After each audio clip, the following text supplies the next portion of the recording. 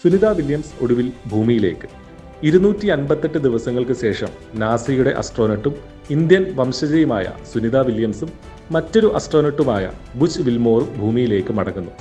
2024 June 5-നാണ് 9 ദിവസത്തെ ഗവേഷണത്തിനായി സുനിതയും വിൽമോറും രാജ്യാന്തര space സ്റ്റേഷനിലേക്ക് പോയത്.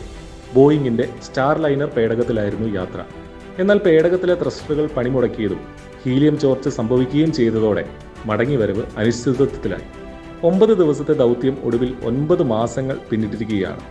ആശങ്കകൾക്ക് അവസാനമിട്ട് സ്പേസ് എക്സ് ക്രൂ 10 ദൗത്യ സംഘം കഴിഞ്ഞ ദിവസം ഇരുവരുടെയും അടുത്തെത്തി.